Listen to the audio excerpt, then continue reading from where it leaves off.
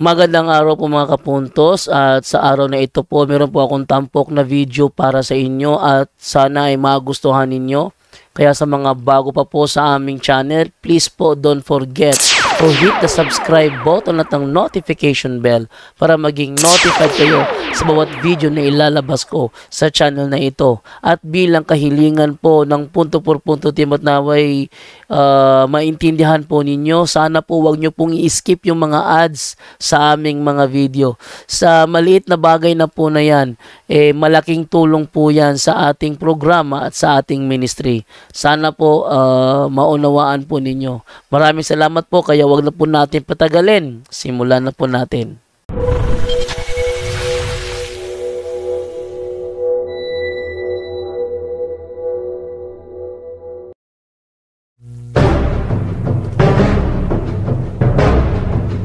Dasa kog duha ka container nga bahalina.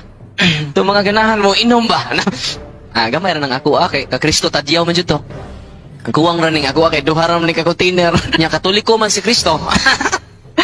Orang Katoliko panahos kasal daghan kay inom. Mingaw pong kasal kung way inom no. Mga kaibigan, ito po ba ay kalooban ng Diyos na maglalasing ang isang tao? Ito po ba ay kalooban ng Diyos na maglalasing ang isang tao? Na maglalasing ang isang tao? Marunong kaya sa komprehensyon itong mga pastor sa sulpot na sikta? Pag sinabing umiinom ng bino, ibig bang sabihin lasing na agad? Ang binanggit ni Father Darwin ay tungkol sa pag-inom ng bino. Kaya pag-aralan natin sa Biblia kung ang pag-inom ba ng alak o bino sa Biblia ay kasalanan.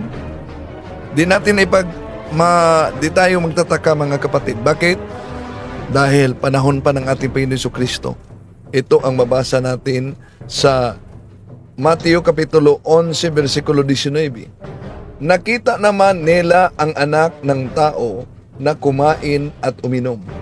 At ang sabi naman nila, tingnan niyo ang taong ito, matakaw, lasinggero, at kaibigan ng mga maniningil ng buwis at makasalanan. Ganon man, ang karunungan ng Diyos ay napapatunayan tama sa pamamagitan ng mga gawa nito. Napakagaling talaga nito mga pastor sa sulpot na sekta na pinipilipit yung pahayag mismo para lang makakuha ng mga inosenteng membro. Kaya sasagutin natin muli itong si Pastor Edwin Canonigo sa kaniyang napakamaling, kung meron mang komprehensyon o kaya'y common sense. Problema lang, hindi common sa bawat isa ang common sense. Nakita ng mga pastor sa sulpot na sekta yung larawan ni Father Darwin na may hawak ng baso na may lamang alak at ang ikinakalat nila na propaganda lasinggerong pare. Kaya ito ang pahayag ni Father Darwin at ang hatol ni Pastor Canonigo. Dasa kog duha ka container nga bahalina. Ito mga ganahan mo, inom ba? Gamay ra nang ako kay ka Kristo tadyaw man jud to. Kuwang ra ning ako kay duha ra man ka container. Nya Katoliko man si Kristo. Orang Katoliko panahos kasal daghan kay inom. Mingaw pong kasal kung way inom no. Mga kaibigan, ito po ba ay kalooban ng Diyos na maglalasing ang isang tao? Ito po ba ay kalooban ng Diyos na maglalasing ang isang tao? Na maglalasing ang isang tao? Pag uminom, ang konklusyon niya, lasing na agad. Ganon ba talaga mag-aral ng Biblia itong mga pastor ng sulpot na sekta na wala namang sariling Biblia? Bakit? Kung nabasa nila sa Biblia ng ating Panginoong Jesucristo'y uminom, tulad ba sa mga Hudyo din na pahayag sa San Mateo Kapitulo 11, versikulo 19 ng ating Panginoong Jesucristo ay lasinggero? Kaya, di tayo magtataka mga kapatid, kung ang nagtatag sa simbahang Katoliko ay tinitira na noon at ikinakalat yung mga chismis dahil lang sa pag-inom ng bino. Walang pagkakaiba kung gawin nila ni Canonigo kay Father Darwin at Nya magdasa kog duha ka container nga bahalina. Sabi ng isang paring Katoliko, okay lang daw ang uminom ng alak sapagkat si Kristo daw ay gumagawa ng alak. Mga kaibigan, ito po ba ay kalooban ng Diyos na maglalasing ang isang tao? si Kristo galing sa kanyang bibig, gumagawa ng alak, at ang konklusyon niya, ito ba'y kalooban ng Diyos na maglalasing ang tao? Ganon ba talaga kababaw ang unawa mo, Mr. Canonigo? Halimbawa, ang ating Panginoon Jesucristo'y uminom, kumain, nakipagsama sa mga makasalanan, hinatulan siya, tulad sa ginawa mo ngayon sa mga kalaban ng ating Panginoon Jesucristo. Sa Mateo Kapitulo 11, versikulo 19, ito ang ating mabasa. Nakita naman nila ang anak ng tao na kumain at uminom. At ang sabi naman nila, tingnan niyo ang taong ito, matakaw, lasinggero, at kaibigan ng mga maniningil ng buwis at makasalanan. Gayunman, ang karunungan ng Diyos ay napapatunayang tama sa pamamagitan ng mga gawa nito. See? Ang binanggit ni Father Darwin, pag-inom ng bino. At sabi ni Mr. Canonigo, kalooban ba ng Diyos na magiging lasinggero? Natural, hindi. Pero ang tanong, pag uminom ng bino, hatol agad, lasinggero na ba? At dahil ang ating Panginoon Jesucristo uminom ng bino, ibig po ba sabihin, ang ating Panginoon Jesucristo lasinggero na? Kaya, aral-aral naman pag may time sa Biblia, Mr. Canonigo. Bakit? Sa Biblia, inilarawan mismo yung alak, yung bino, na isang regalo mula mismo sa Diyos. Na ano ang dahilan na ang Diyos ay nagbigay ng regalo na bino? Kung pag-aralan natin ang Biblia, kung tingnan natin, ang bino umano ay napagpapasaya sa buhay ng tao. Alam kaya ito ni Canonigo? Pinag-aralan kaya nila yan? O yung pili-pili lang sa nakasulat sa Biblia? Mga Awit, Kapitulo 104, versikulo 15, merong obas na inumin kaya tao'y masasaya. May langis pa ng ulibong nagdudulot ng ligaya at tinapay na pagkaing pampalakas sa tuwina. Binanggit diyan sa Biblia na nabasa natin, Awit Kapitulo 104:15, na merong nagbibigay ng ligaya, yung ubas umano na inumin, kaya tao'y masaya. Pag nabasa ito ni Mr. Canonigo, na ubas na inumin kaya tao'y masaya, ang konklusyon ba dito? Ang Biblia ay nag-promote na ang tao'y magiging lasinggero? Asa naman yung comprehension mo, Mr. Canonigo? Isip-isip naman pag may time. Bawal nga ba ang pag-inom ng bino? Tuloy natin siya. Anong sabi ng Biblia sa Isaiah chapter 5 verse 22? Wala tayong tutol sa Isaiah chapter 5 verse 22. Bakit? Ang tinutungkoy dyan, ang context dyan ay tungkol sa lasinggero. At hindi naman ibig sabihin na ang pag-inom ng alak ay lasinggero agad. Bakit? Diyan sa Biblia, binanggit nga na ang paggamit ng alak bilang gamot. Saan yan mabasa? Imposible naman. Kung nagiging pastor ka sa ilang buwan lang na pag-aaral, di mo nakita ito. Unang Timoteo, Kapitulo 5 versikulo 23. Huwag puro tubig lang ang iyong iinumin. Uminom ka rin ng kaunting alak na gagamot sa madalas na pagsakit ng iyong sikmura.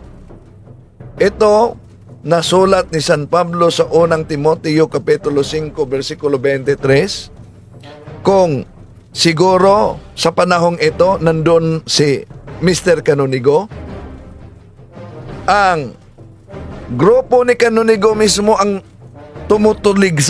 tutuligsain si San Pablo.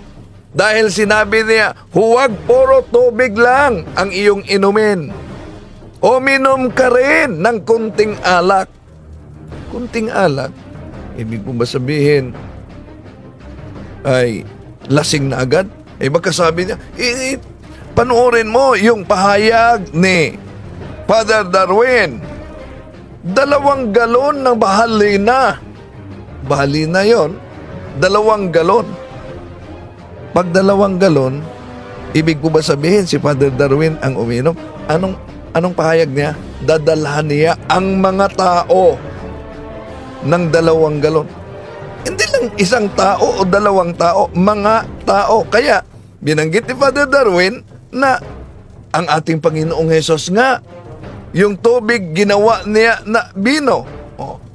Nag-promote na ba ang ating Panginoong Jesucristo sa pagiging lasinggero? Tama. Sa Biblia, mariing ipinagbabawal ang paglalasing.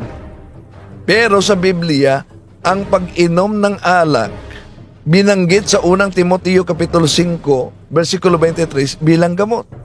At ang ating Panginoon Jesucristo, uminom ng alak nung nandito pa siya sa lupa at binanggit pa niya, iinom siya muli kung kasama na niya ang Ama sa kaharian. Ibig po ba sabihin sa kaharian, kung letra por letra ang unawa, nag-promote ang ating Panginoong Hesus na pagiging lasinggero.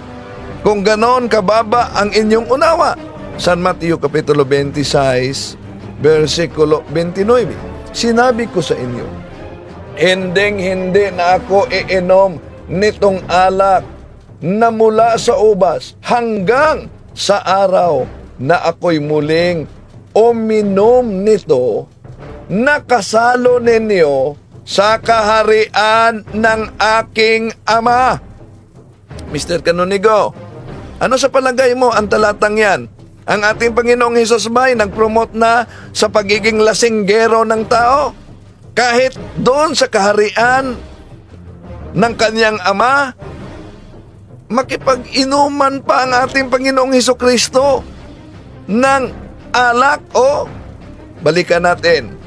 Sinasabi ko sa inyo, hindi na ako iinom nitong alak na mula sa ubas hanggang sa araw na ako'y muling uminom nito na kasalo ninyo sa kaharian ng aking Ama. Isip-isip naman pag may time, ha? Tuloy natin si Mr. Canonigo. Alaot kadtong tao nga hawd sa inom og dili mo sibog kun hagitog inom.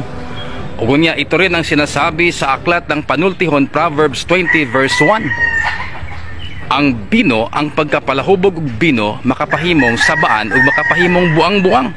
Wala tayong total diyan. Pero kung ang konklusyon niya pag uminom magiging buang-buang sa Cebuano, baliw. May diferensya ang otak. Bago lang natin nabasa yung pahayag ng ating Panginoong Jesucristo. San Mateo Kapitulo 26, versikulo 29. Sa palagay mo, Mr. Canonigo, nag-promote ang ating Panginoong Jesucristo na ang tao ay magiging sa Cebuano pa buang-buang, baliw. Dahil sa pag-inom ng bino, napakalayo naman sa realidad yung tuligsa mo tungkol sa pagiging lasinggero. Iba ang pagiging lasinggero at iba naman yung pag-inom ng bino. Alam naman natin.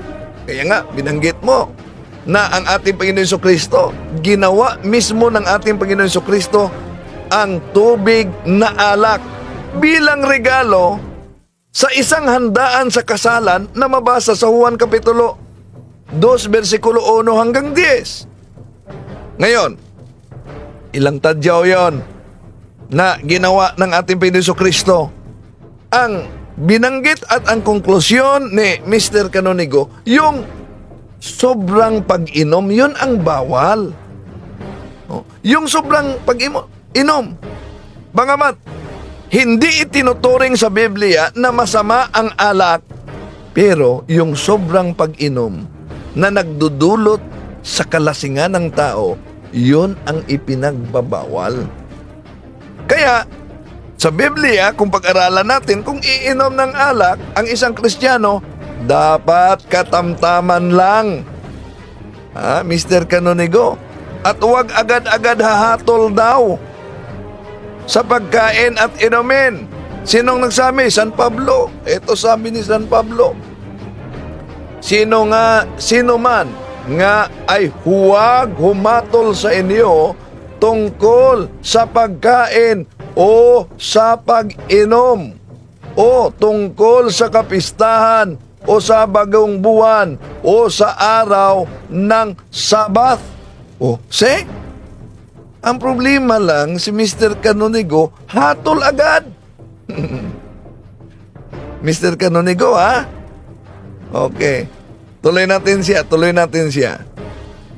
At sinabi rin sa Galatia chapter 5 verse 19 to 21 na ang mga lasinggero walang lugar sa kaharian ng Diyos. Tama. Walang lugar sa kaharian ng Diyos. Pero yung pag-inom, agad lasinggero na. Yun bang ating Panginoong Jesucristo na nagsabing, iinom siya muli ng bino nung kasama niya ang mga alagad sa kaharian ng kaniyang ama? Lasinggero na ba yon, Mr. Canonigo? Kaya isip-isip naman mga kapatid. Dahil sa Biblia, ang bino ay nagbibigay ng pagsasaya sa buhay ng tao at regalo ng Diyos. Mangangaral, Kapitulo 10, versikulo 19. Baka di nabasa yan.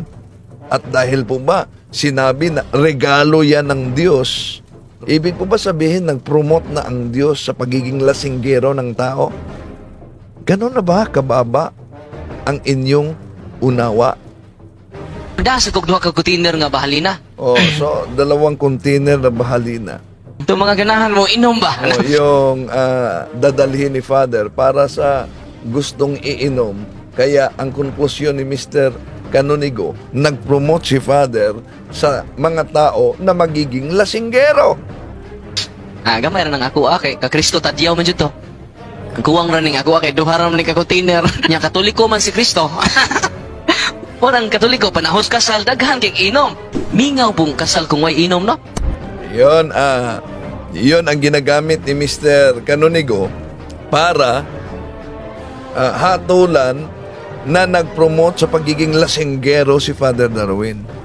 Mr. Canonigo, may bahagi sa video mo na kumain ka bago ka nagdasal.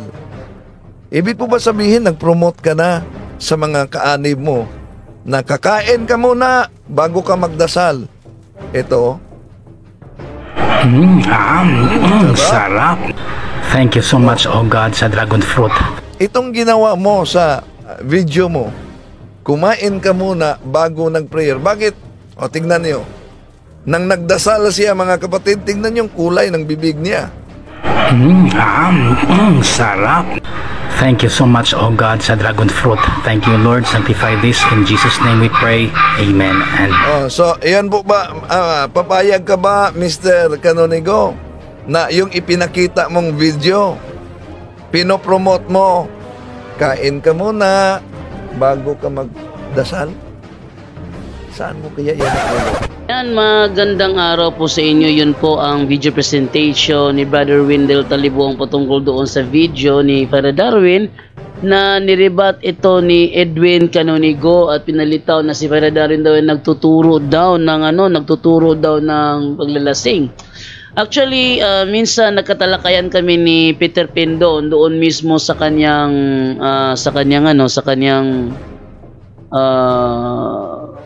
Facebook niya account, nakatalakayan kami sa live. At yun na nga, naipit siya doon sa issue na nang binasa ko yung nasa Juan 2:10 kung saan nalasing na yung mga nasa wedding of Cana. Narito. Bro Jan, salamat nga sa imong pagtulod nga imuha pong na plaster og na tubag nimo ang mga Issue. mga issue man. Oo. Pero lain na tong kuan Bro Jan, pwede ko mangutanan nimo bahin pud aning issue nga nag-viral karon kay duha man gud ni nya di naman ako mabutang pud sa ako ang caption. Kini bang giingon ni Brother Darwin nga si Kristo nagpainom nya sure gyud nga nangahubog kay pila gud to katadyaw. Ana ba nga mga issue ba Bro Jan? Sa ato pa ang inyohang kaparian ga tugot sa pag-inom pareha sa Ngani ni Brother Darwin. kita man jud ko tong video kay kami may nag-upload ato nahitabo to sa berin sa regla. No, amo yung mas padre nga kuan kanang magubog-ubog. Yung mas padre kaning inyong giinom ninyo. Gamay ra na.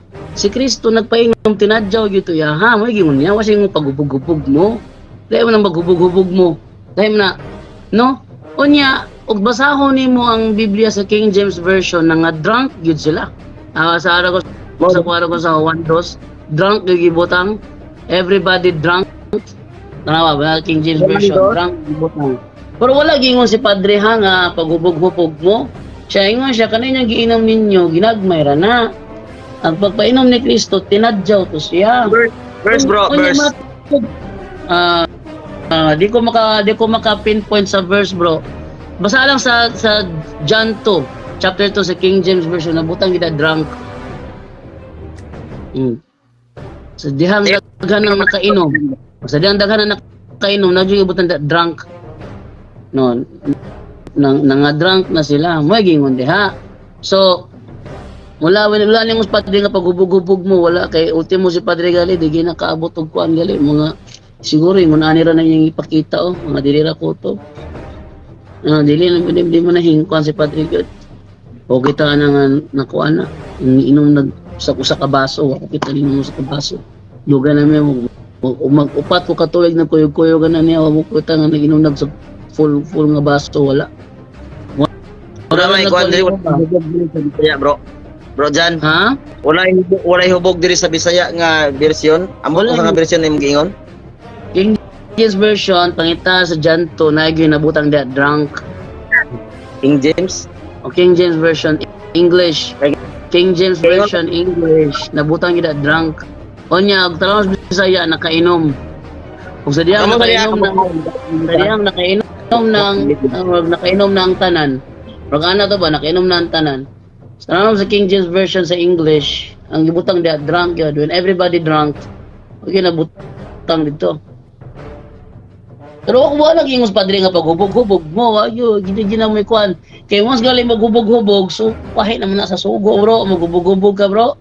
So kuhay na sa sugo ng maghubog-hubog, wala gina. Di gina pwede nga musutis para Darwin nga paghubog-hubog mo. Pero mingos para Darwin, okay ra nang mo inom, di lang mo maghubog-hubog. Lahi mo na nagbutang wings pa dito nga wala nang ibutang sa mga botilya drink moderately. Pero wala kayong paghubog-hubog mo na ba din moderately nga kuan wala na ipugong. Anawa dia sa kuan kanang term dia sa Bisaya nakainom, ug nakainom siguro ang tanan. Nakainom na ang tanan murag ana ba. Anawa sa English na drunk ang ibutang. King James bro. Dala bro.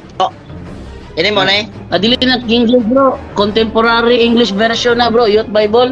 Dili na King James. Okay mo kuha King James. Beka jud lang.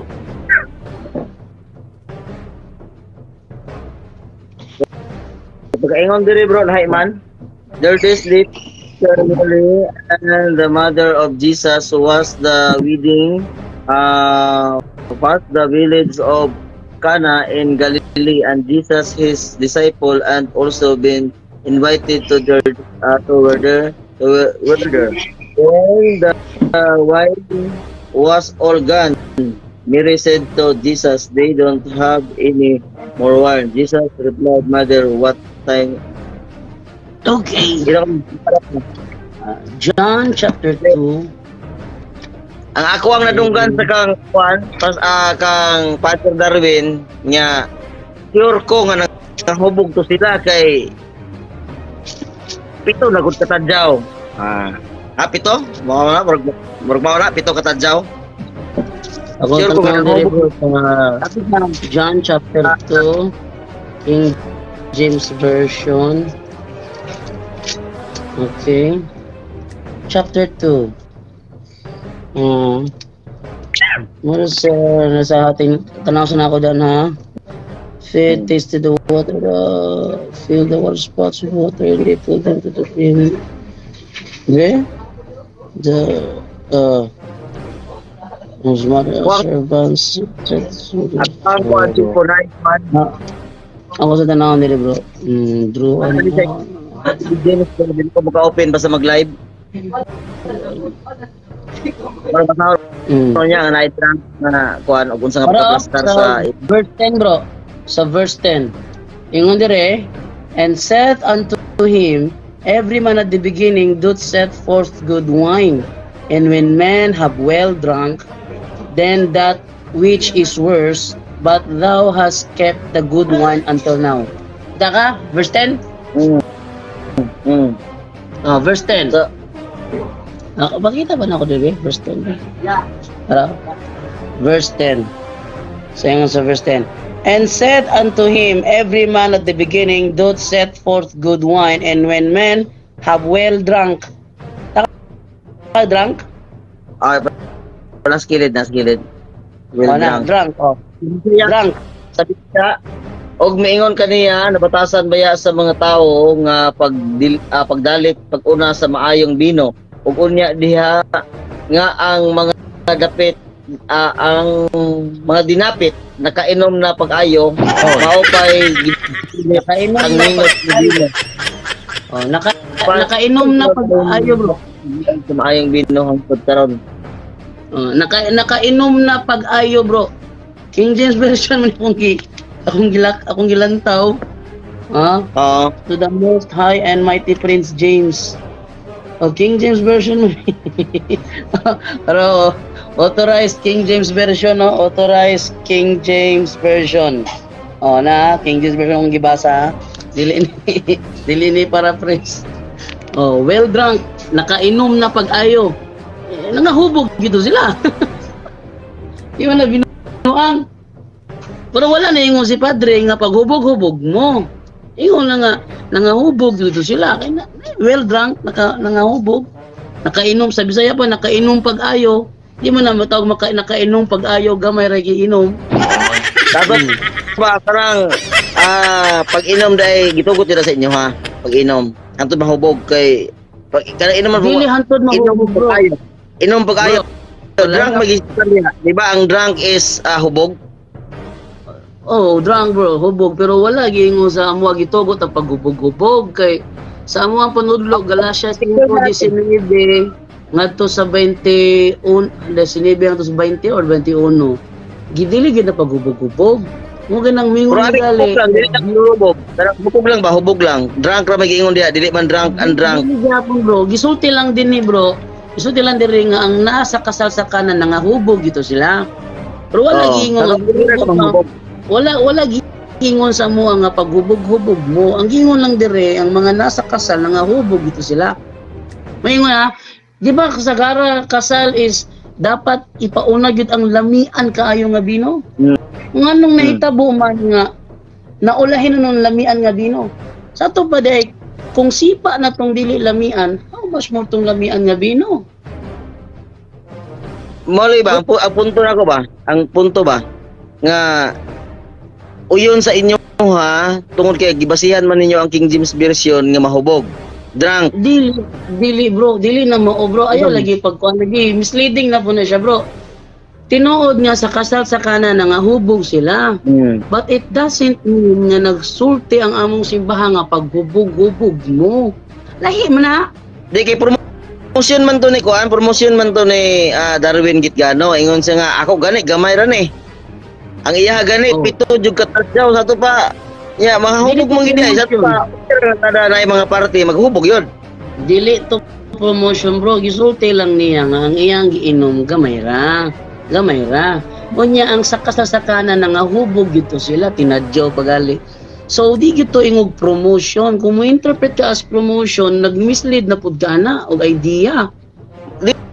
Dili ingon nga misleading og idea.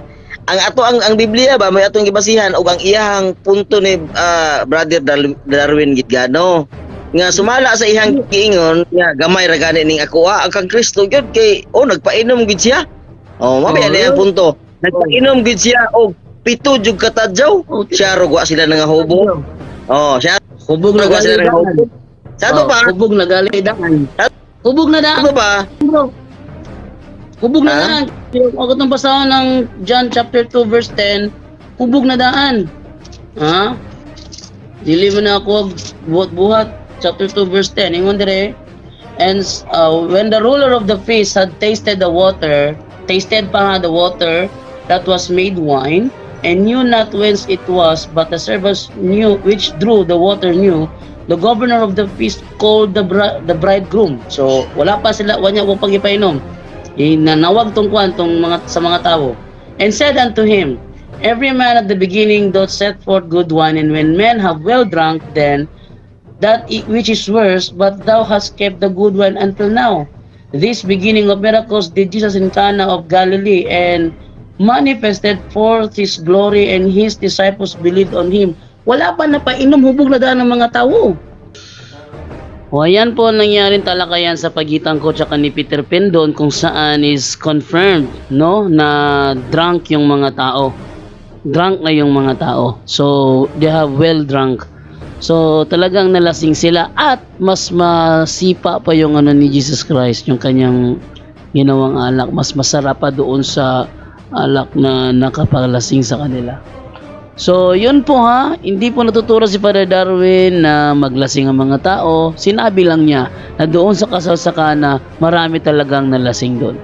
Yun po, hanggang doon na lamang po yung ating episode ngayong oras na ito.